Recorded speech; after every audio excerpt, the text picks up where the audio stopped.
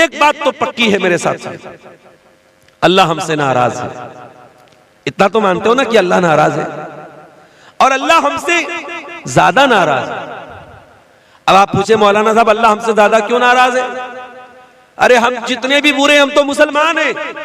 कोई अल्लाह को नहीं मानता, कोई अल्लाह को गाली देता है, उससे भी ज्यादा अल्लाह हमसे नाराज है। हाँ, उससे भी ज्यादा अल्लाह हमसे नाराज है।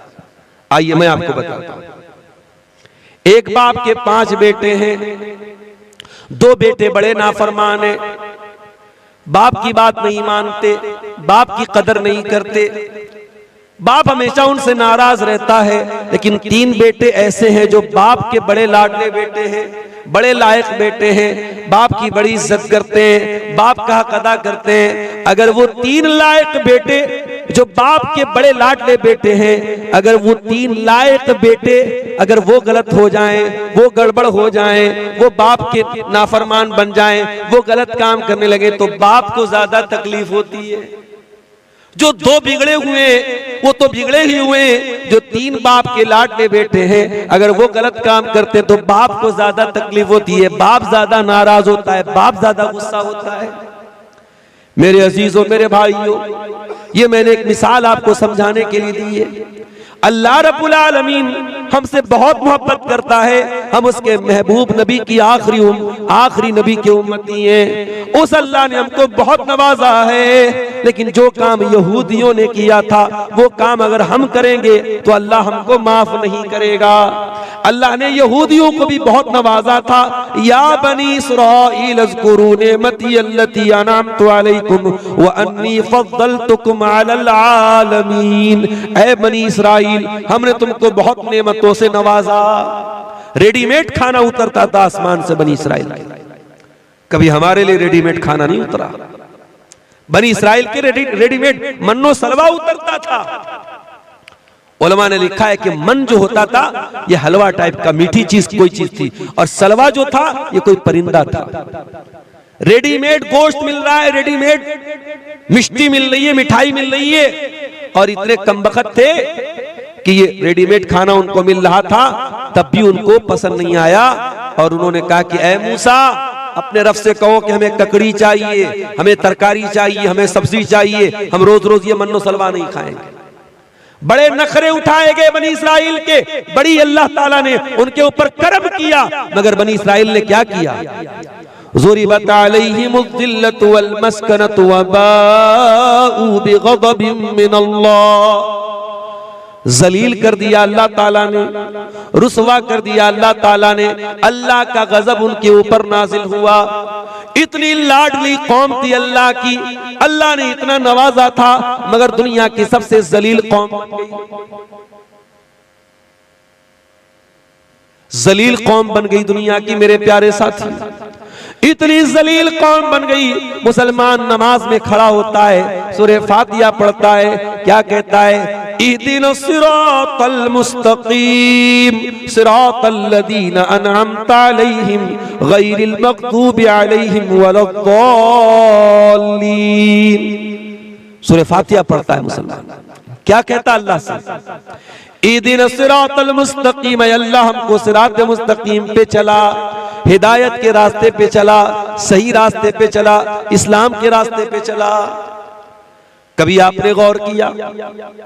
5 टाइम की नमाज में अगर सुन्नतों को निकाल दो, नफिल को निकाल दो, सिर्फ फर्ज नमाज को अगर सोच लो, 5 टाइम की नमाज में 17 बार आप अल्लाह से दुआ करते हैं, परवरदिगार तू हमको सिरात मुस्तकीम पे चला, हमको हिदायत के रास्ते पे चला।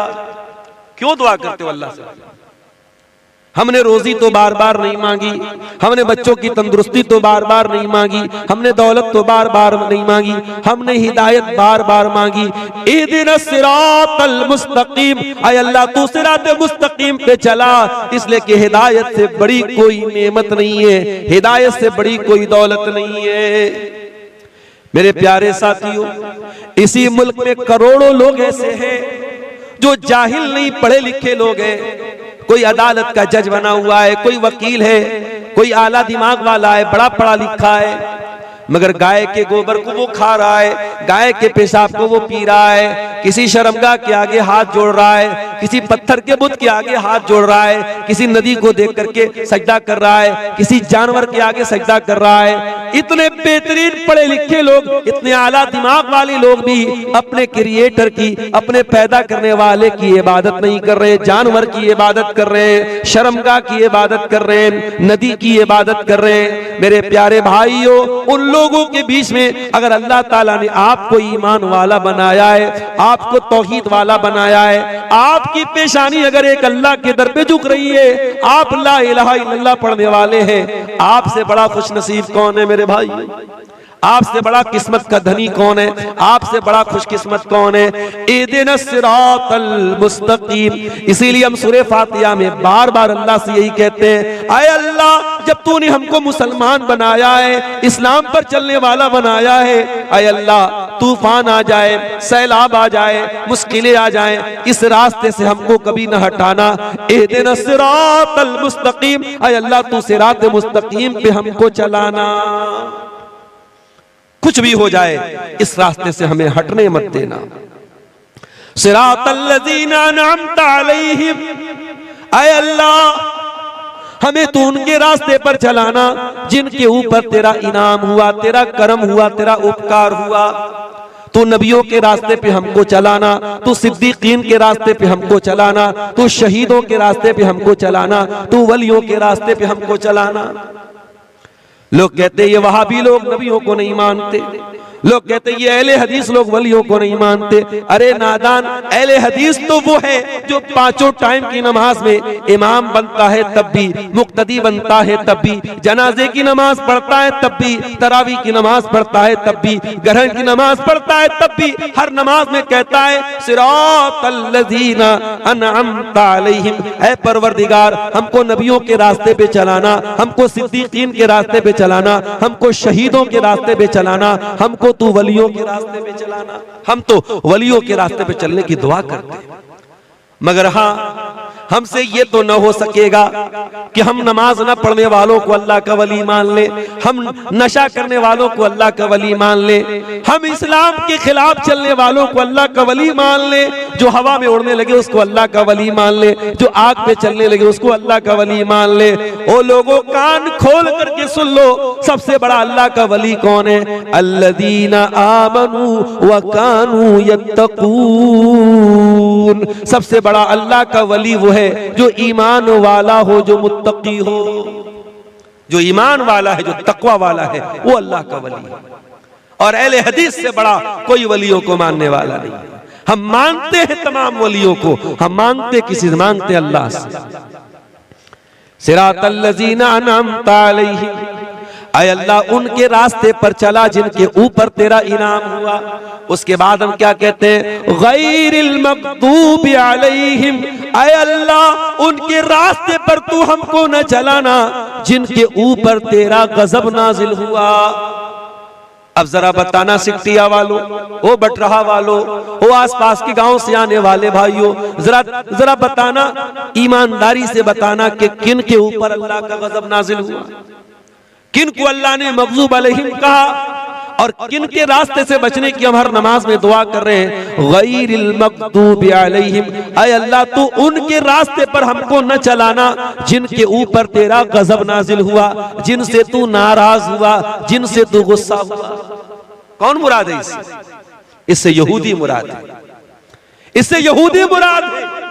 और हम पांचों टाइम की नमाज में अल्लाह से कहते हैं, अल्लाह, हमें यहूदियों के रास्ते पे न चलाना। ये यहूदी तो बड़े अच्छे लोग थे, अल्लाह के बड़े लाडले लोग थे, अल्लाह के बड़े चहेते लोग थे, अल्लाह ने बड़ा इनाम से इनको नवाजा था। मगर जब ये यहूदी हराम खोर हो गए, ये सूद खोर हो गए, ये ब्याज खोर हो गए, ये नबियों को कत्ल करने लगे, ये नबियों का मजाक उड़ाने लगे, जब ये अल्लाह को नाराज करने लगे तो क्या हुआ? फबाऊ बिग़ज़बिन मिनल्लाह, अल्लाह के गजब के हकदार बन गए। ओ मुसलमानों, कान खोल करके सुन लो, अल्लाह का कानून सबके लिए बराबर है। जो काम यहूदियों ने किया वही काम हम करेंगे तो हम भी अल्लाह के गजब के हकदार बन जाएंगे। और आज अल्लाह के गजब के हकदार हम बन चुके हैं। हर तरफ से जूते पड़ रहे हमारे ऊपर, हर तरफ से जलील हो रहे हैं, अल्लाह के गजब के हकदार बन रहे हैं मेरे साथ। हम अल्लाह से क्या कहते हैं, आए अल्लाह तू उनके रास्ते पे हमको न चलाना जो जिनके ऊपर तेरा गजब नाज़िल हुआ। अच्छा, यहूदियों के यहाँ सबसे बड़ा क्राइम क्या था, सबसे बड़ा अपराध क्या था?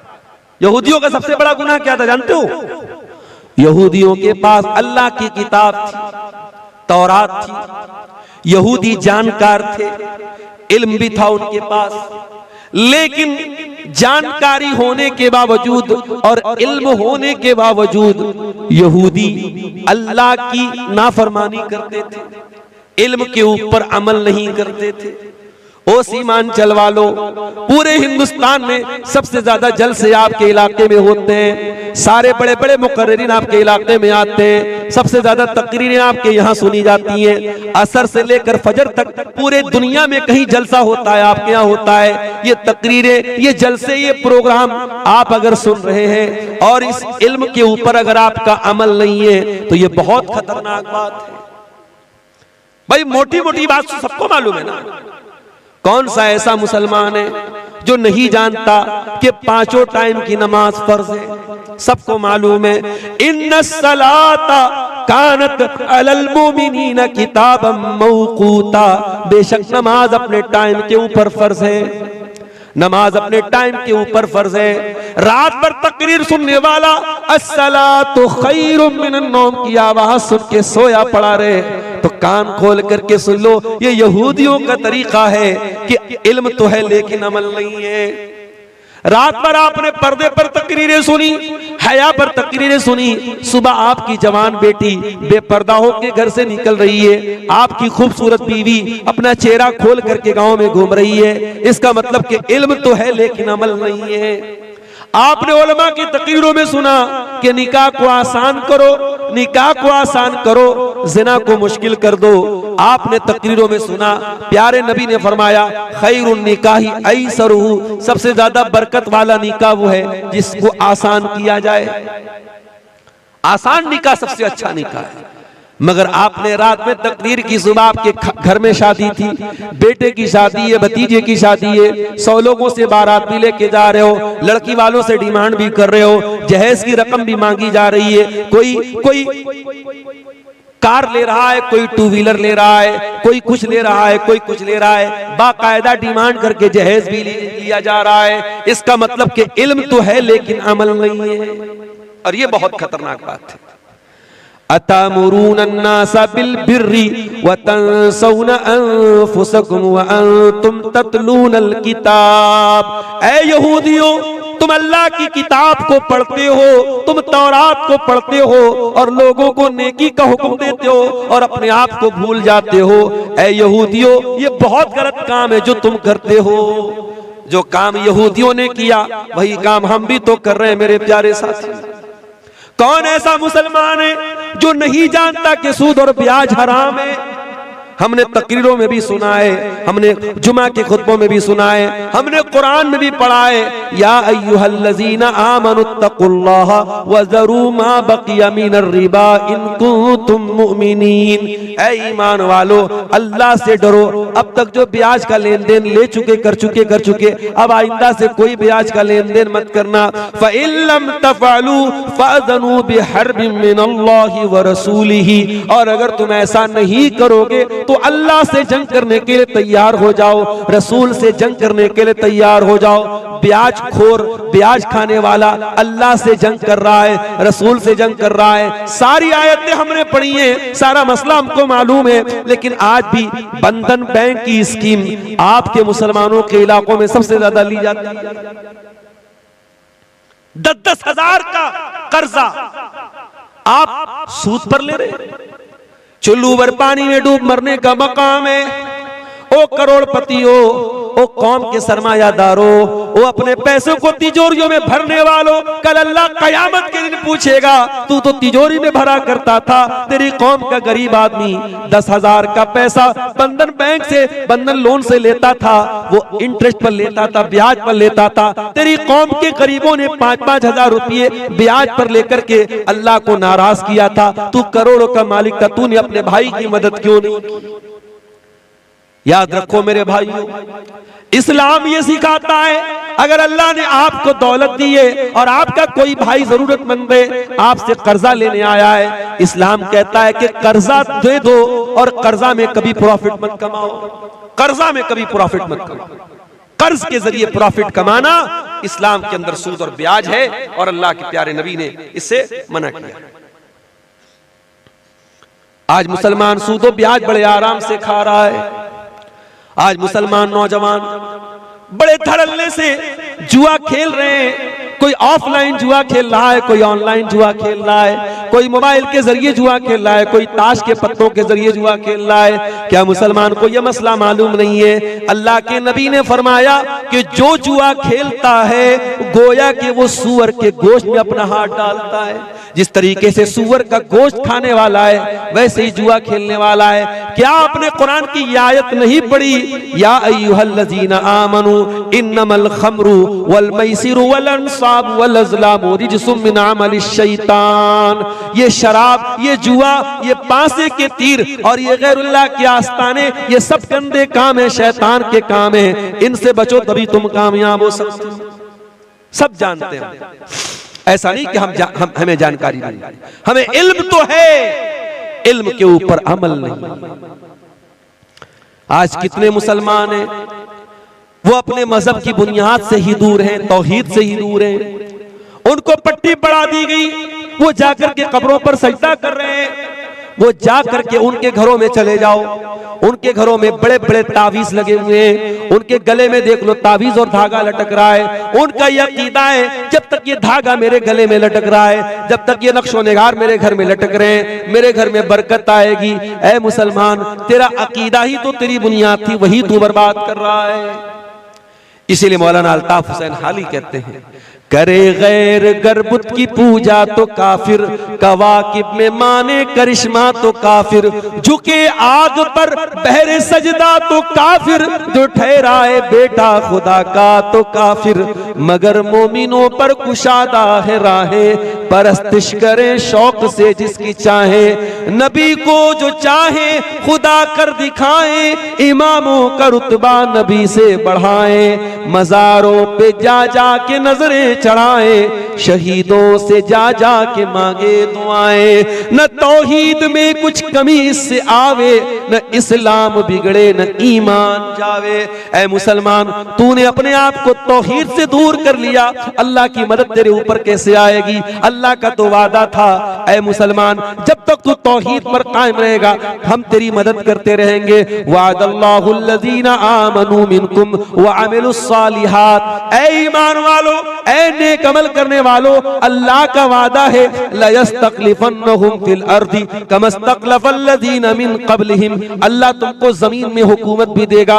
वला युमक्किनन्न लहुम दीनहुमुल्लज़ी इर्तदा लहुम। अल्लाह तुम्हारे दीन को दुनिया में गालिब भी कर देगा। वला युबद्दिलन्नहुम मिन बादि खौफिहिम अमना। अल्लाह दुनिया में तुमको अमन और चैन भी अता फरमाएगा। शर्त क्या है? याबुदूननी ला युशरिकून बी शैया। एक अल्लाह की इबादत करते रहना, अल्लाह के साथ किसी को शरीक मत करना। आज अपने पेट की दुकान को चलाने के लिए आपका अकीदा खराब करने वाला मौलवी कहता है नीतीश कुमार से मिलना है तो उनके पीए से मिलना पड़ता है, तेजस्वी यादव से मिलना है तो उसके सेक्रेटरी से मिलना पड़ता है, हमारे प्राइम मिनिस्टर से मिलना है तो उनके कैबिनेट के किसी खास आदमी से मिलना पड़ता है। अरे तू अल्लाह को कैसे, अल्लाह तक कैसे पहुंच सकता है? तू अल्लाह से कैसे मांग सकता है? मेरा अल्लाह कहता है व इज़ा सअलका इबादी अन्नी फइन्नी करीब। ऐ मेरे बंदे, मैं तो तेरी शहरत से ज्यादा करीब हूँ, मुझसे मांग के तो देख, मेरे आगे हाथ तो फैला के देख। तुझे मांगना अगर आता है तो मुझे देना आता है, तू मांगता चला जाएगा, तू मांगते मांगते थक जाएगा, मैं देते देते नहीं थकूंगा। वइज़ा सअलका इबादी अल्लाह तबारक व तआला हर रात के आखिरी हिस्से में आसमान पर नाजिल होता है, आसमान पे उतरता है, आसमान दुनिया पे उतरता है और कहता है हल मिन मुस्तगफिरिन फअगफिर लहू, है कोई मग़फ़िरत तलब करने वाला, है कोई माफी मांगने वाला, है कोई मेरी बारगाह में आंसू बहाने वाला, है कोई सच्ची तौबा करने वाला, मैं उसकी तौबा कबूल करने को तैयार हूँ, है कोई हाथ फैलाने वाला, मैं उसको देने को तैयार हूँ, है कोई मुझसे दुआ करने वाला, मैं उसकी पुकार को सुनने को तैयार हूँ। अल्लाह तो पुकारने का हुक्म दे रहा है और तू कह रहा है कि अल्लाह तो बहुत दूर है, अल्लाह से हम नहीं मांग सकते। अल्लाह कह रहा है मैं करीब हूँ, मुझसे मांगो तो सही। मेरे प्यारे साथियों, आज मुसलमान तौहीद से दूर है, इतना दूर है कि आज भारत की सरजमीन पर मुसलमान की पहचान कब्रों से होती है, मज़ारों से होती है। आज जैसे दूसरे मजहब वालों का एक निशान होता है, हमारे हिंदू भाइयों का ओम बना रहता है, ईसाइयों का उनका क्रॉस बना रहता है, इसी तरीके से सिख मजहब वालों का उनकी पगड़ी होती है। मुसलमान की पहचान क्या है? बहुत सारे कैलेंडर पर आप देखेंगे अजमेर की तस्वीर लगी रहती है, मजार की तस्वीर लगी रहती है। आज इन मजारों को, इन कब्रों को आपकी पहचान बता दिया गया। माफ करना मेरे प्यारे साथियों, ये मजार हमारी पहचान नहीं, ये कब्र हमारी पहचान नहीं, हमारी पहचान ला इलाहा इल्लल्लाह है। हमारे मजहब की बुनियाद यही है, अल्लाह के सिवा कोई पालनहार नहीं, अल्लाह के सिवा कोई मुश्किल कुशा नहीं, अल्लाह के सिवा कोई बिगड़ी बनाने वाला नहीं है। तौहीद से दूर है मुसलमान। इसीलिए अल्लाह के नबी फरमाते हैं, तिरमिजी की सही रिवायत है, ला तक़ूमुस्साअतु हत्ता तलहक़ा क़बाइलु मिन उम्मती बिल मुशरिकीन, क़यामत उस वक्त तक नहीं आएगी जब तक मेरी उम्मत के कुछ लोग मुशरिकों के साथ मिल नहीं जाएंगे।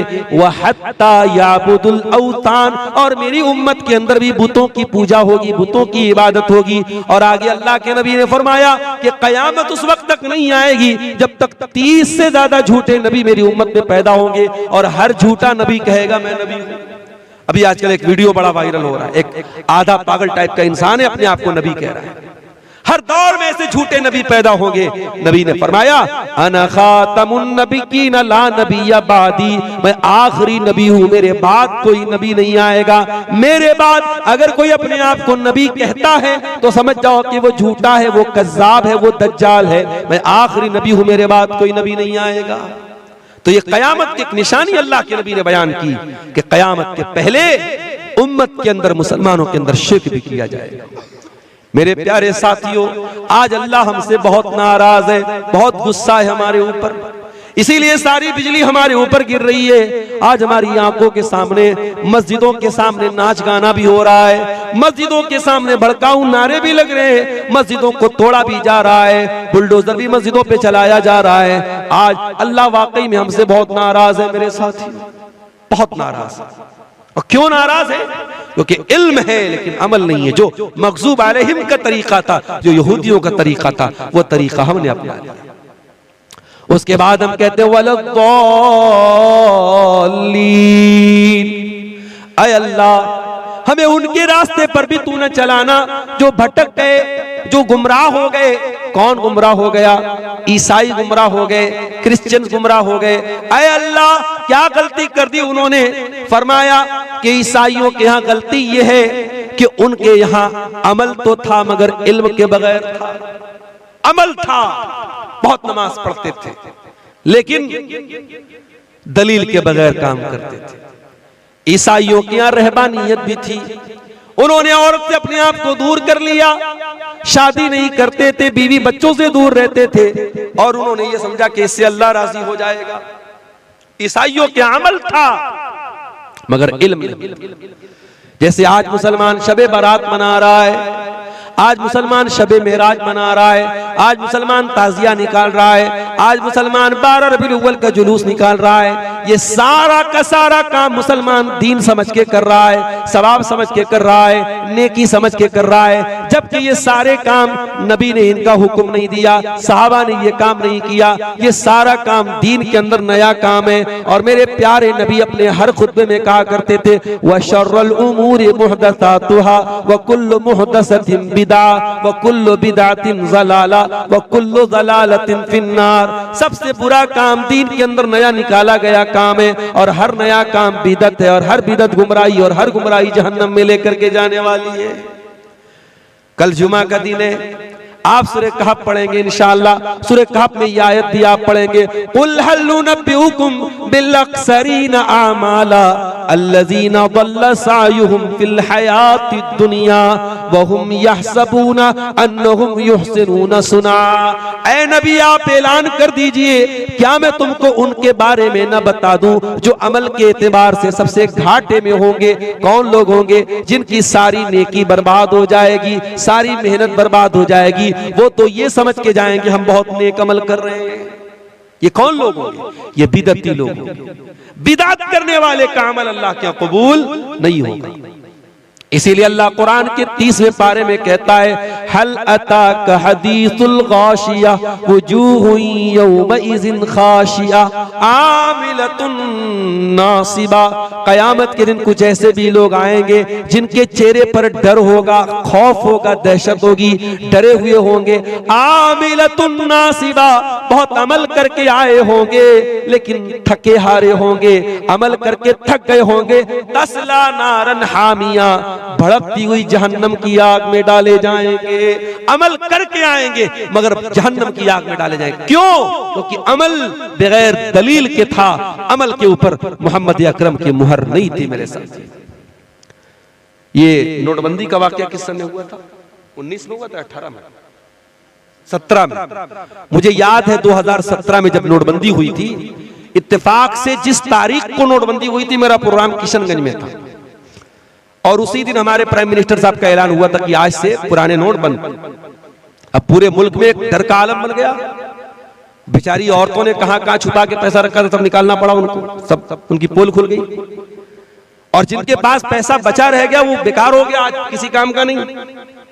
सरकार का एक ऐलान हुआ, गवर्नमेंट का एक ऐलान हुआ, और कल तक जो नोट मार्केट में चल रहा था वो नोट एक पल में बेकार हो गया। और अब लोग कह रहे मोदी जी ने जो नया नोट बनवाया बड़ा हल्का नोट है, इसका कलर भी उतर रहा है, ये है वो है, सब कुछ है। मगर भाई जिसको सरकार ने अप्रूव किया चलेगा तो वही, पुराना वाला जितना भी खूबसूरत था वो चलने वाला नहीं। यही मसला दीन का है मेरे प्यारे साथी। आपको क्या अच्छा लगता है ये मैटर नहीं करता, आपकी नजर में कौन सा अमल कैसा है ये मैटर नहीं करता, अल्लाह की नजर में वो अमल अच्छा है कि नहीं ये मैटर करता है, रसूल की नजर में वो अमल अच्छा है कि नहीं ये मैटर करता है। इसीलिए अल्लाह कुरान में सूरह कहफ की आखिरी आयत में कहता है, फमन काना यरजू लिका रब्बिही, जो अपने रब से मुलाकात करना चाहता है, जो जन्नत में जाना चाहता है, जो अपने रब से मिलना चाहता है, जो अल्लाह के यहाँ कामयाब होना चाहता है, वो दो काम कर ले, फलयामल अमलन सालिहा, वो जो भी अमल करे नेक अमल करे, अमल सालिह करे, ऐसा अमल करे जिस अमल के ऊपर अल्लाह की मुहर हो, रसूल की मुहर हो, वला युशरिक बिइबादति रब्बिही अहदा, और अपने रब की इबादत में किसी को शरीक न करे। शिर्क मत करो और बिदत मत करो, ये दो खतरनाक चीजें हैं। अल्लाह को राजी करना है तो शिर्क से भी बचना है और बिदत से भी बचना है। तो अल्लाह ने फरमाया, गैरिल मग़दूबि अलैहिम वलद्दालीन, ऐ अल्लाह हमें उनके रास्ते पर भी तू न चला जिनके पास इल्म था लेकिन अमल नहीं था, वलद्दालीन, और उनके रास्ते पर भी तू न चला जिनके यहाँ अमल था मगर इल्म के बगैर था। इसीलिए मेरे भाइयों हम ये कहते इल्म हासिल करो, इल्म हासिल करो। और इल्म कहां से हासिल करोगे? माफ करना, इल्म हासिल करना है तो इन्हीं उलमा से सीखना पड़ेगा, इल्म हासिल करना है तो इन्हीं मदरसों में आपको इल्म मिलेगा। यही कुरान के हाफिज, कुरान के आलिम, कुरान के कारी आपको कुरान पढ़ना सिखाएंगे, यही से आपको हदीसें पढ़ना सिखा, हदीसों का इल्म आपको मिलेगा। कुरान और हदीस का इल्म आज भी आपको इन्हीं मदरसों में मिलेगा। और याद रखो, कोई सूटेड बूटेड होकर के आ जाए, कोई फर्राटेदार इंग्लिश बोलने लगे और आप ला करके जल्दी से उसको माइक दे देगी, साहब ये तो बड़ा सूट पहन के आया है, बड़ी फर्राटेदार इंग्लिश बोल रहा है। नहीं, आपका स्टेज, आपका माइक, इसका भी एक वकार है मेरे प्यारे साथी। और मैं अक्सर सीमांचल के जलसों में बोलता हूं, मुझे बहुत अफसोस होता है अभी आपके इसी अररिया के इलाके का एक मौलवी वो बाकायदा तकरीर में कह रहा है कि मोहम्मद बिन सलमान साहब मेरा वीजा नहीं पास कर रहे हैं, मैंने उनके खिलाफ बोल दिया है, वो मेरा वीजा नहीं पास कर। अबे जाहिल, झूठे, मक्कार, कितना बड़ा फ्रॉड, कितना बड़ा झूठा है तू। पहली बात तो तू झूठ बोलता है, सऊदी हुकूमत के खिलाफ जहर उगलता है, और उसके बाद इस तरीके की कहानी सुनाता, तेरे जैसे न जाने कितने पड़े, तुझे वो वीजा नहीं देंगे उम्रा के लिए। और तू ये समझता है कि सामने पब्लिक जो बैठी है वो जाहिल गंवार पब्लिक है, जो चाहे सुना दो। इसीलिए मैं अपने अहले हदीस भाइयों से कहता हूं, और आपके इस सीमांचल के इलाके में खास तौर से मैं कहता हूं कि अल्लाह के वास्ते आप अपने उन उलमा को दावत दो जो किताब सुन्नत के जानकार हैं। हर अहरे गैरे रत्तु खैरों को स्टेज पर दावत मत दो मेरे साथ। खुराफात बकने वाले, झूठ बकने वाले, मनगढ़ंत रिवायतें बयान करने वाले, किस्से कहानी बयान करने वाले आपके स्टेज पर नहीं आने चाहिए। इस स्टेज का एक वकार है, इस स्टेज की एक हुर्मत है, उसको पामाल मत होने देना मेरे साथ। इल्म सीखना है तो उलमा। मुहद्दिसीन ने क्यों नहीं सबसे हदीस ले ली? उनका क्यों सही और ज़ईफ का फर्क था? क्यों हदीसों में सही और ज़ईफ का फर्क किया जाता था? अगर आपके स्टेज पर हर आदमी आ सकता है, कोई भी बयान कर सकता है, कोई शायर आकर के उल्टी सीधी शायरी पढ़ सकता है, तो माफ करना, ये स्टेज अहले हदीस का स्टेज नहीं। अल्लाह के प्यारे नबी फरमाते हैं, इन्नल्लाह ला यक़बिज़ुल इल्मा इंतिज़ाअन यंतज़िहु मिनल इबाद। क़यामत के पहले कैसा दौर आएगा, अल्लाह ताला दुनिया से इल्म को उठा लेगा। सवाल पैदा हुआ, इल्म कैसे उठेगा? क्या किताबें खत्म हो जाएंगी? क्या मदरसे बंद हो जाएंगे? क्या लाइब्रेरियां बंद हो जाएंगी? फरमाया नहीं, लाइब्रेरी भी मौजूद होगी, किताबें भी होंगी, लेकिन अल्लाह ताला उलमा को उठा लेगा। उलमा दुनिया से धीरे धीरे चले जाएंगे। हत्ता इज़ा लम युबक़ी आलिमन, यहाँ तक कि जब उलमा चले जाएंगे, इत्तख़ज़न नासु रुऊसन जुहाला, लोग जाहिलों को मुफ्ती बना लेंगे, लोग जाहिलों को स्टेज, मैं आज की ज़बान में तर्जमा कर रहा हूँ, लोग स्टेज दे देंगे जाहिलों को। जाहिल मसला बयान करेगा, जाहिल हलाल बयान करेगा, जाहिल हराम बयान करेगा। अरे जो खुद कुरान और हदीस का जानकार नहीं है, वो आपको हलाल और हराम बता रहा है, वो मसला बता रहा है। ऐसा आदमी जब मसला बताएगा तो क्या करेगा? फज़ल्लू वज़ल्लू, खुद भी गुमराह होगा, दूसरों को भी गुमराह करेगा।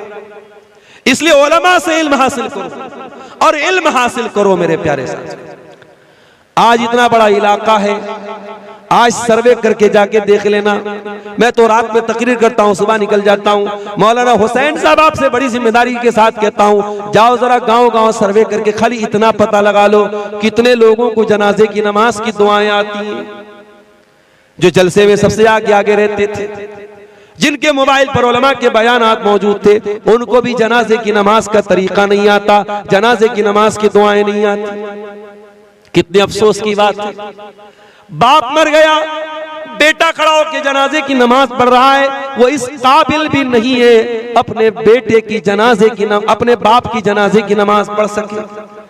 मेरे भाई, इससे तो बेहतर था कि हम बे औलाद होते। औलाद वाले होकर के क्या फायदा? हमारी औलाद हमारे लिए जनाजे की नमाज न पढ़ सके, हमारी औलाद हमारे मरने के बाद हमारे लिए मग़फ़िरत की दुआ न कर सके। मेरे प्यारे साथियों, अपने बच्चों में से एक बच्चे को कम से कम आलिम बना दो, एक बच्ची को आलिमा बना दो, कम से कम सारे बच्चे दुनियादारी में लग जाएं। एक बेटा आपका ऐसा तो हो जब वो हाथ उठाए तो अपने बाप के लिए दुआ करे, रब्बिरहमहुमा कमा रब्बयानी सगीरा। ऐ अल्लाह, मेरे माँ बाप ने बड़ी तकलीफों से मुझे पाला था, बड़ी कुर्बानियां दी थी, बड़ा जलील किया था अपने आप को। मेरी माँ ने बड़ी गुर्बत का दिन देखा था, मेरी माँ ने गांव के लोगों के बर्तन भी मांजे थे, मेरे बाप ने लोगों के घर की गुलामी की थी। ऐ अल्लाह, मेरे माँ बाप ने बड़ी मुसीबतों में मुझको पाला है, परवरदिगार तू मेरे माँ बाप पर रहम फरमा। ये दुआ कौन करेगा? जो कुरान का जानकार होगा, जो कुरान पढ़ेगा। कम से कम अपने बच्चों को इस लायक को बना दो मेरे साथ। इल्म दीन सीखो और सिखाओ मेरे साथ। आज हालात ये है, पूरे इंडिया की बात मैं नहीं कर रहा हूं, आपके सीमांचल की बात कर रहा हूं। इतना बड़ा जलसा होता है, मदरसों को चलाने के लिए जलसा कराया जाता है। मैं आमतौर से चंदा नहीं करता, मुझसे भी लोग कहते मौलाना थोड़ा चंदा कर देना, ये मजबूरी क्यों आ गई? क्यों आपको मदरसों को चलाने के लिए जलसा कराना पड़ रहा है? ये भी बहुत बड़ा सवाल है। और इतना बड़ा जलसा, इतना खर्च करने के बाद भी अगर आप अपने मदरसों को नहीं चला पा रहे तो ये कौम के लिए चुल्लू भर पानी में डूब मरने की बात है। अपनी ऐशो इशरत पर लुटाने के लिए तो हमारे पास लाखों करोड़ों हैं, अपने फालतू कामों के ऊपर खर्च करने के लिए लाखों करोड़ों हैं, और ये छोटे छोटे मदरसे आज लोगों के सामने भीख मांग रहे हैं। अफसोस होता है मेरे भाइयों, टम्पू में बैठ करके इन्हीं मदरसों में पढ़ने वाले छोटे छोटे बच्चे बेचारे वो चंदा कर रहे हैं अपने मदरसे के लिए। इन्हीं मदरसों में पढ़ाने वाले प्राइवेट टीचर, उनको मदरसे का सेक्रेटरी कहता है जाओ चंदा करके लाना, तब तुमको तुम्हारी तनख्वाह देंगे। 5-6 हजार की तनख्वाह पाने के लिए वो बेचारा, वो प्राइवेट टीचर, वो प्राइवेट पढ़ाने वाला मौलवी बेचारा गांव गांव घूम करके धान उतारता है, चंदा उतारता है, तब जाकर के उसकी तनख्वाह का इंतजाम होता है। ऐसा क्यों हो रहा है मेरे साथ? क्या ये उलमा की तहकीर नहीं है?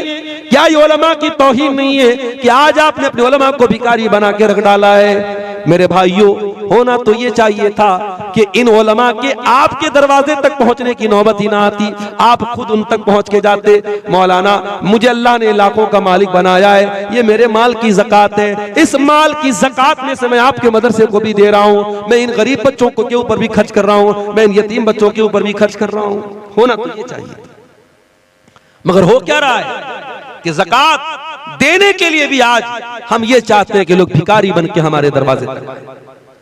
इसीलिए मैं अक्सर कहता हूं कि हमें सिस्टम को बदलना पड़ेगा, हमें सिस्टम को बदलना पड़ेगा। ज़कात देने का जो तरीका हमारे यहाँ है, इस तरीके को हमें बदलना पड़ेगा। ये ज़कात देने का सही तरीका नहीं है। मेरे अजीजों, मेरे प्यारे भाइयों, इल्म की कदर करो, उलमा की कदर करो। प्यारे नबी ने हमको ये सबक भी दिया है, अपने बच्चों का हक कुर्बान करके दीन सीखने वाले बच्चों की कदर करो। आज आप कभी मदरसों के हॉस्टल में जाके देखिए, छोटे छोटे बच्चे जो पढ़ते बेचारे, इन छोटे छोटे बच्चों पर जिम्मेदारियों का कितना पहाड़ आ जाता है। आपका बच्चा जहां चाहे वहां खेल रहा है, कपड़े मैले हो जाते हैं, घर में आता है उसकी माँ उसके कपड़े धुल रही है। मदरसों में पढ़ने वाले छोटे छोटे बच्चे ये बहुत सोच समझ के खेलते हैं, कपड़ा ज्यादा गंदा हो जाएगा तो धुलना तो हम ही को है। बेचारे बैठ करके अपना कपड़ा धुल रहे हैं। छोटे छोटे 10 साल के 12 साल के बच्चे अपने हाथों से सारा काम कर रहे हैं, अपने कपड़ों पर इस्त्री भी कर रहे हैं, अपने कपड़ों को भी धुल रहे हैं। आपके बच्चे को तो उसकी मां नहलाती है, ये बच्चे मदरसों में जाते हैं, इनको खुद अपने सारे काम करना है। और फिर जैसे ही पढ़ाई का टाइम हुआ, अगर जरा सी ताखीर होगी, मौलवी साहब की छड़ी भी मौजूद है, छड़ी उनकी पीठ पर पड़ गई, आपके बच्चे को कोई एक थप्पड़ मार दे, आप फौरन दौड़ करके जाते हैं। हमारे बच्चे को किसने मारा? वो बच्चा जो हॉस्टल में गया है, माँ बाप की नजरों से दूर है, उसको डिसिप्लिन में रखने के लिए कभी उस्ताद ने मार भी दिया, कभी उसकी पीठ पे 2-4 छड़ी पड़ भी गई, वो बेचारा रो तो देता है, उसकी आंखों से आंसू तो आ जाते हैं, मगर न माँ उसके पास है न बाप उसके पास है वो शिकायत कर सके, वो अपने दिल के दर्द का इजहार कर सके। इतनी कुर्बानियों के बाद, और आपके गांव में तो जागीरों का भी निजाम है, घर घर जाकर ये बच्चे टिफिन लेकर के जाते हैं, भिखारी बन के उनको खाना मिलता है, फिर वो खाना खा के बेचारे बच्चे पढ़ते हैं। कितने मदरसे ऐसे हैं जहां मतबख नहीं है और जागीर का निजाम है, और बच्चे उसी सिस्टम से खाना खाते हैं और फिर पढ़ लिख करके वो आलिम बनते हैं। इतनी कुर्बानियों के बाद जब वो इंसान आलिम बनता है, मेरे भाइयों, उस आलिम की कदर किया करो। मैं ये नहीं कहता उसको फरिश्ता मान लो, हाँ वो भी इंसान है, वो भी इंसान है। तुमसे गलती होती तो उससे भी हो सकती है, तुम्हारे कदम बहकते तो उससे भी बहक सकते हैं। अगर उससे गलती भी हो जाए, उससे अगर गलत काम भी हो जाए, मैं ये नहीं कहता कि आलिम की गलती को नजरअंदाज कर दिया जाए, मगर हाँ कम से कम एक आलिम का जो मकाम है उसका लिहाज रखा जाए। कोई ऐसा काम न किया जाए कि दुनिया उलमा से बदजन हो जाए, दुनिया उलमा से बदगुमान हो जाए। अपने उलमा को उनका मकाम दो, उनका हक दो मेरे प्यारे साथी। इसीलिए अल्लाह के प्यारे नबी फरमाते हैं, मन सलक तरीकन यतलुबु फीहि इल्मन सहलल्लाहु लहू तरीकन इलल जन्ना।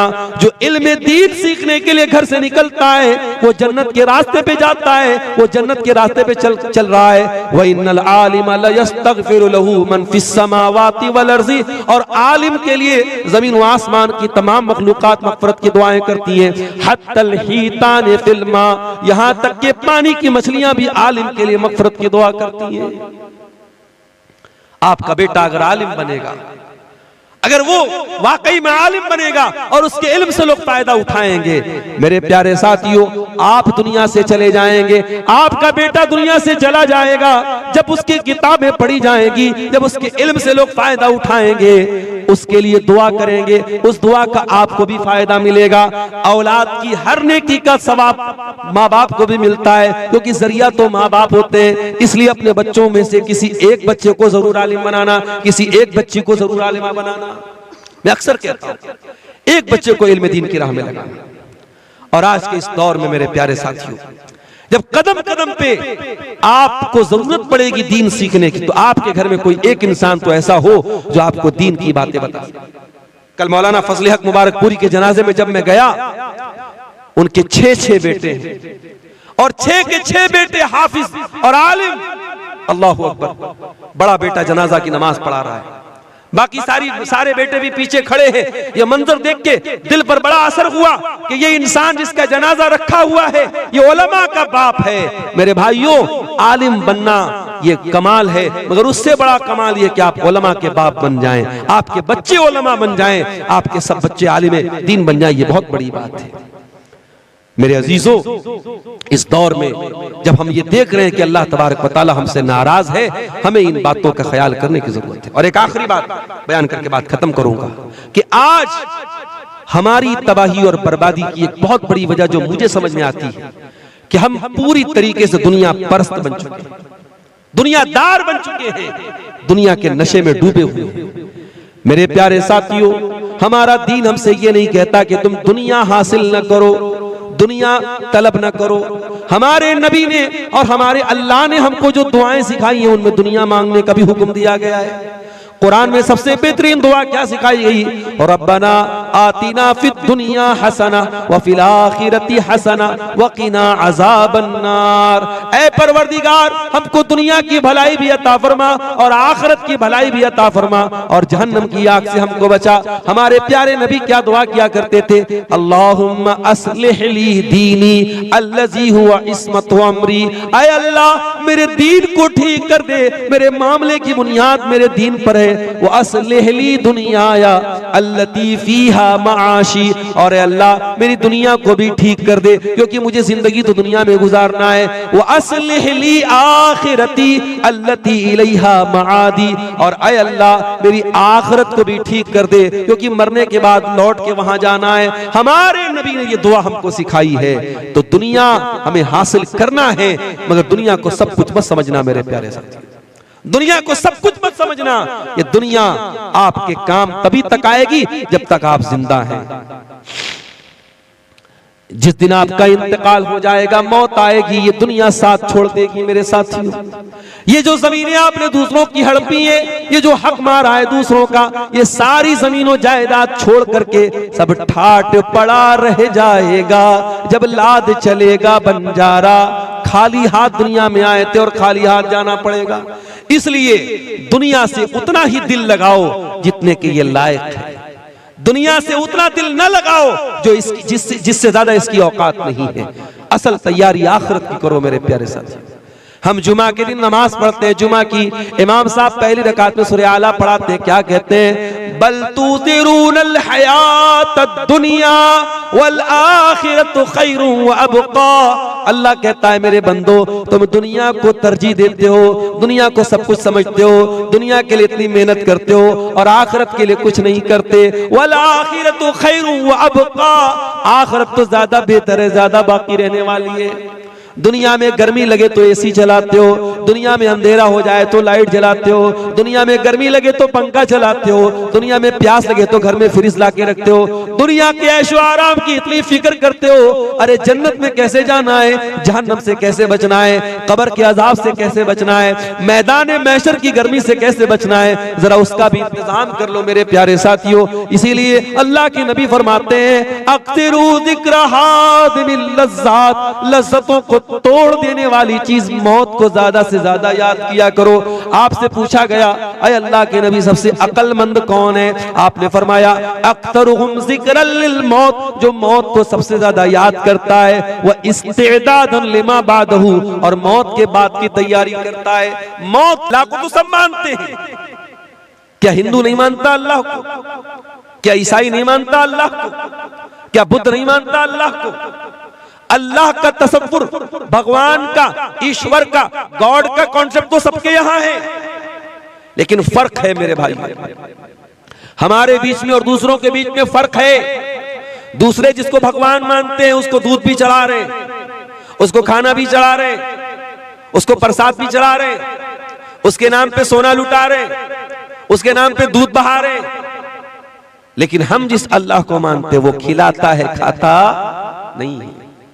हम जिस अल्लाह को मानते वो देता है, लेता नहीं है, वो किसी का मोहताज नहीं है। दूसरे जिसको अल्लाह मानते हैं कहते उस अल्लाह का कोई बेटा भी था, कोई कहता है कि ईसा मसीह अल्लाह के बेटे थे, कोई कहता है उज़ैर अल्लाह के बेटे थे। और हम जिस अल्लाह को मानते हैं वो अल्लाह कौन है? कुल हुवल्लाहु अहद अल्लाहुस समद लम यलिद व लम यूलद व लम यकुल लहू कुफुवन अहद। अल्लाह एक है, अल्लाह बेनियाज है, वो न किसी का बेटा है, वो न किसी का बाप है, और वो न कोई उसके बराबर है। तो हम अल्लाह के ऊपर ईमान रखते हैं, हम अल्लाह को वैसे मानते हैं जैसे अल्लाह ने मानने का हुक्म दिया है। ये फर्क है हमारे और दूसरों के बीच। कभी आप गौर कीजिए, दुनिया में बहुत सारा काम हो रहा है अल्लाह को राजी करने के नाम पे। कोई शादी नहीं कर रहा है, पूछो क्यों नहीं कर रहे हो?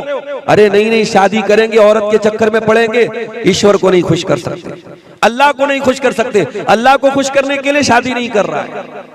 कोई अल्लाह को खुश करने के लिए अपनी मर्दानगी को खत्म कर देता है, कोई ऊपर वालों को खुश करने के लिए जिंदगी भर नंगा रहता है, नागा कहलाता है। कोई ऊपर वाले को खुश करने के लिए अपने बदन के बालों को कटवा देता है, अपने जिस्म को तकलीफ देता है। अल्लाह ने हमें और आपको मुसलमान बनाया मेरे प्यारे साथी। वमा जअल अलैकुम फिद्दीन मिन हरज, अल्लाह ने जो दीन हमको अता किया उस दीन के अंदर कोई तकलीफ देने वाला हुक्म नहीं है। कोई ऐसा हुक्म नहीं है जिसमें हमें तकलीफ हो, जिसमें हमें परेशानी हो, जिसको पूरा करने में हमको प्रॉब्लम आए। सफर की हालत में हम जाते हैं, इंसान घर में जितना कंफर्टेबल रहता है सफर की हालत में नहीं रहता। शरीयत ने सफर में आपको नमाज पढ़ने का हुक्म तो दिया, मगर आपकी सफर की तकलीफों को देख करके शरीयत ने आपको आसानी दे दी। 4 रकात वाली नमाज को 2 रकात पढ़ लेना, मगरिब को इशा के साथ पढ़ लेना, जोहर को असर के साथ पढ़ लेना इजाजत दे दी, छूट दे दी आपको सफर की हालत में। सर्दी का मौसम आया, पानी बहुत ठंडा है और आपके ऊपर गुस्ल वाजिब हो गया, आप नापाक हो गए। अगर गुस्ल करते हैं तो बीमार हो जाने का डर है और पानी गर्म करने का कोई रास्ता नहीं है, तो क्या करेंगे? फतयम्ममू सईदन तय्यबा, शरीयत ने तयम्मुम करने का हुक्म दिया। मोजा पहने हुए आप सर्दी से बचने के लिए, चाहे वो कॉटन का मोजा हो चाहे वो चमड़े का मोजा हो। सफर की हालत में आप 3 दिन तक, अगर आपने वजू करके मोजा पहना है तो 3 दिन तक और 3 रात तक आप मोजा पहने रहिए, उतारने की जरूरत नहीं है। जब वजू टूट जाए वजू कीजिए, पैर को धोने की जरूरत नहीं है, मोजा पहने रहिए, पैर के ऊपर मसाज कीजिए, बस। ये हमारा दीन है मेरे प्यारे साथी। वमा जअल अलैकुम फिद्दीन मिन हरज, हमने तुम्हें वो दीन दिया है जिस दीन में कोई दिक्कत नहीं है, कोई परेशानी नहीं। हम उस दीन के मानने वाले हैं जिस दीन में शादी ब्याह करने का भी हुक्म दिया गया, बीवी बच्चों का हक अदा करने का हुक्म दिया गया। हमारा दीन हमें कोई रहबानियत नहीं सिखाता, हमारे दीन में शादी ना करने वाले को पसंद नहीं किया गया।